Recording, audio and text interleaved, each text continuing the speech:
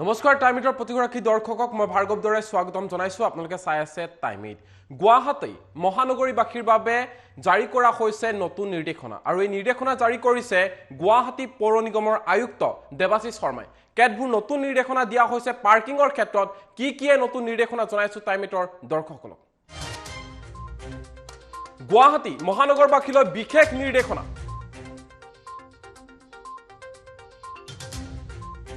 গুৱাহাটীত যতে ততে গাড়ী পাৰ্কিংৰ নামত মাসুল আদায় নিদিব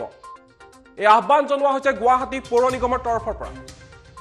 কেৱল ইমানেই নহয় শ্বপিং মল মাল্টিপ্লেক্স আদিত বজাৰ কৰিবলৈ যাওঁতেও কোনো ধৰণৰ পাৰ্কিং মাসুল নিদিব সিনেমা হল হাস্পাতালত কোনো পাৰ্কিং মাসুল নিদিব এই আহ্বানো জনোৱা হৈছে গুৱাহাটী পৌৰ নিগমৰ তৰফৰ পৰা ব্যৱসায় কৰিলে ৰাইজক গ্ৰাহকক পাৰ্কিংৰ সুবিধা দিয়াটো দায়িত্ব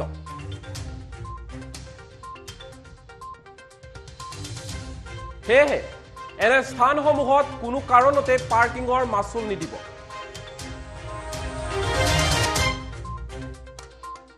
আৰু এই আহ্বান জনাইছে জিএমচিৰ আয়ুক্ত দেৱাশিষ শৰ্মাই জনাইছে এই মুহূৰ্তত টাইমিটৰ দৰ্শকসকলক মহানগৰবাসীৰ বাবে কেতবোৰ নিৰ্দেশনা জাৰি কৰা হৈছে নতুন নিৰ্দেশনা দিছে পাৰ্কিংৰ ক্ষেত্ৰত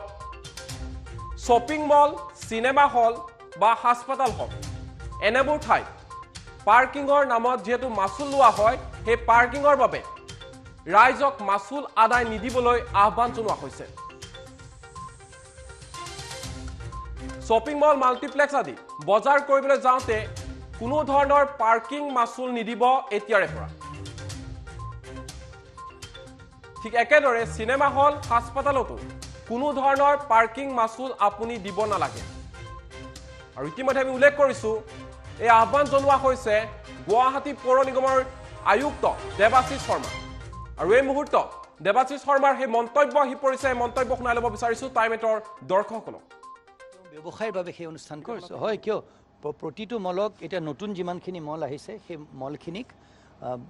বিল্ডিঙৰ পাৰমিশন দিওঁতে তেওঁলোকক যেতিয়া এনঅ'চি দিয়া হয় তেওঁলোকৰ পৰ্যাপ্ত পৰিমাণৰ তেওঁলোকৰ পাৰ্কিঙৰ জায়গা থাকিব লাগিব আৰু এটা কথা সেই মলবিলাকত মই একদম সদৰি কৰি দিব বিচাৰিছোঁ যে তেওঁলোকে এটা বিজনেছ কৰিছে তাত আৰু যেতিয়া বিজনেছ কৰিছে যিখিনি গাড়ী আহে সেই গাড়ীখিনি তাত পাৰ্কিং কৰিবলৈ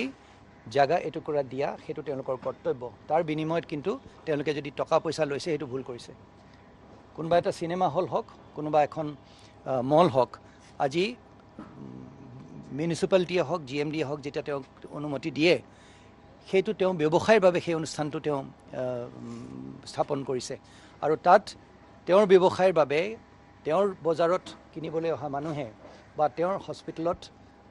চিকিৎসা কৰিবলৈ অহা মানুহক কমচে কম গাড়ী এখন ৰখাৰ জাগা টুকুৰা দিয়াৰ দায়িত্বটো তেওঁলোকৰ আৰু তাৰ বিনিময়ত যদি তেওঁলোকে কোনোবাই পইচা বিচাৰিছে পাৰ্কিঙৰ তেতিয়াহ'লে তেওঁলোকে এইটো ভুল কৰিছে সেইটো তেওঁলোকে বিচাৰিব নোৱাৰে তাৰ বিৰুদ্ধে কিবা এখন মল আছে যে তেনেকুৱাকৈ পাৰ্কিঙৰ নামত যথেষ্টখিনি পইচা লয় বা হল আছে এনেকুৱা চিনেমা তেওঁলোকে লোক সেইকাৰণে ৰাইজক অনুৰোধ আমি চব কথাত আমি ধৰি লওক গৈ ৰেড মাৰি সেইবোৰ আমি কৰিব নিবিচাৰোঁ তেওঁলোকক কিন্তু ৰাইজ যদি সজাগ হয় ৰাইজে যদি কয় এতিয়া তেওঁলোকে জানে আজি সংবাদ মাধ্যমৰ জৰিয়তে আমি এই কথাষাৰ তেওঁলোকক কৈছোঁ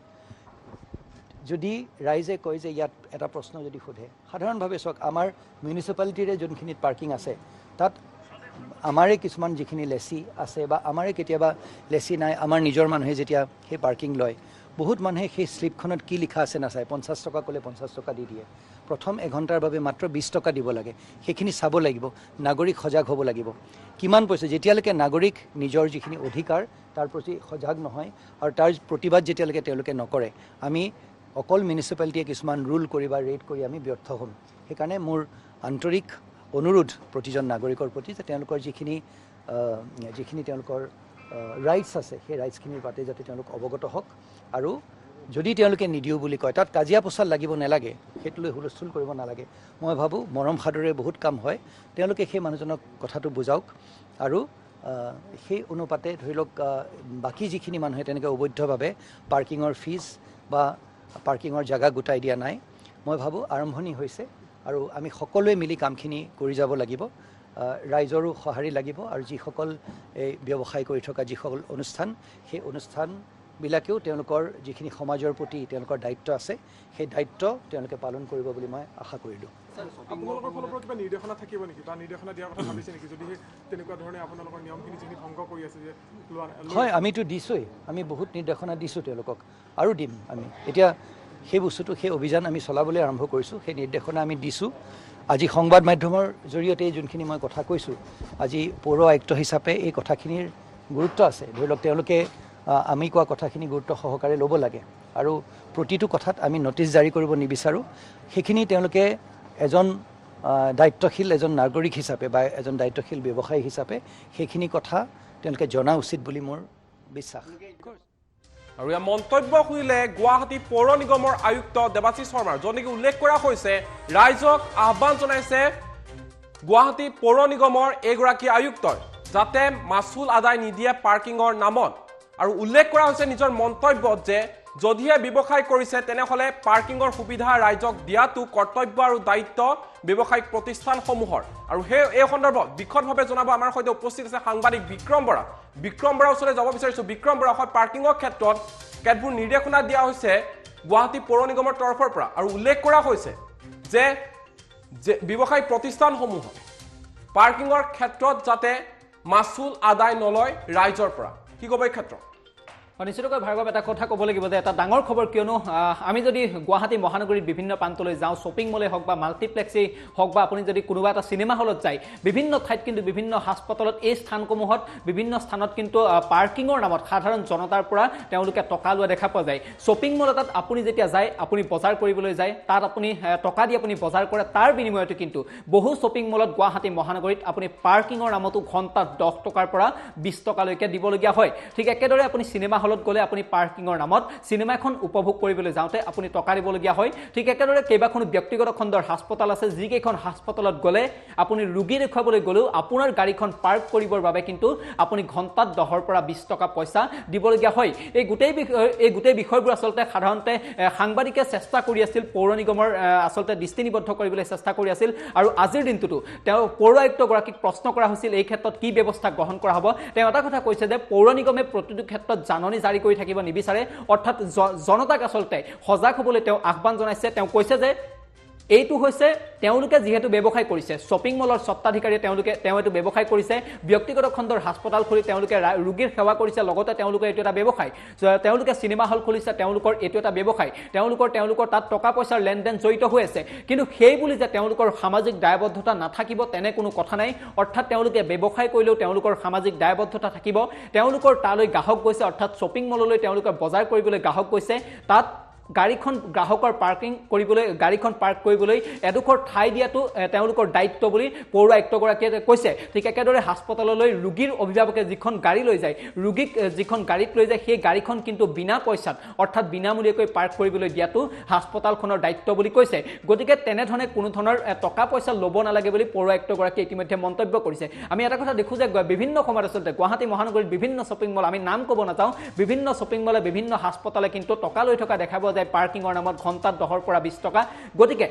পৌৰ নিগমৰ আয়ুক্তগৰাকীৰ এই মন্তব্যৰ পিছত আচলতে তেওঁ যেহেতু আহ্বান জনাইছে সাধাৰণ জনতাক গুৱাহাটীবাসীক সজাগ হ'বলৈ আহ্বান জনাইছে সকলো ক্ষেত্ৰতে টকা নিদিবলৈ পাৰ্কিঙৰ নামত তেওঁলোকে প্ৰতিবাদ কৰিবলৈ আহ্বান জনাইছে কাজিয়া পচাল কৰিবলৈ কোৱা নাই তেওঁ প্ৰতিবাদ কৰিবলৈ আহ্বান জনাইছে গতিকে এই শ্বপিং মলৰ স্বত্বাধিকাৰী তেওঁলোকৰ কৰ্তৃপক্ষ ব্যক্তিগত খণ্ডৰ কৰ্তৃপক্ষ হাস্পতালৰ কৰ্তৃপক্ষ বা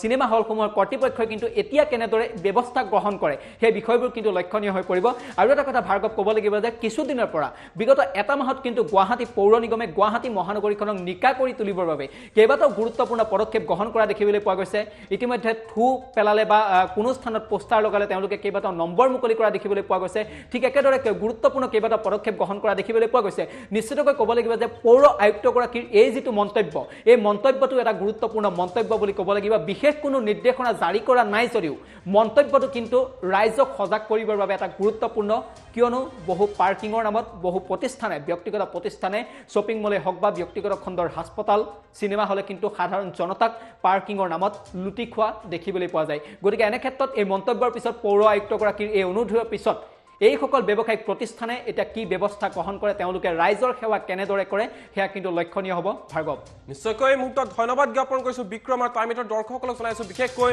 মহানগৰবাসীক এই মুহূৰ্তত জনাইছোঁ এই বিশেষ খবৰটো যে পাৰ্কিঙৰ নামত ব্যক্তিগত প্ৰতিষ্ঠানসমূহ বা ব্যক্তিগত যিসমূহ হাস্পতাল আছে সেইসমূহত এতিয়াৰে পৰা পাৰ্কিঙৰ নামত মাচুল নিদিবলৈ আহ্বান জনোৱা হৈছে গুৱাহাটী পৌৰ নিগমৰ তৰফৰ পৰা, য'ত নেকি উল্লেখ কৰা হৈছে যিহেতু তেওঁলোকে ব্যৱসায় কৰে, ব্যৱসায় বাণিজ্য কৰি আছে, সেইবাবে গ্ৰাহকক বা ৰাইজক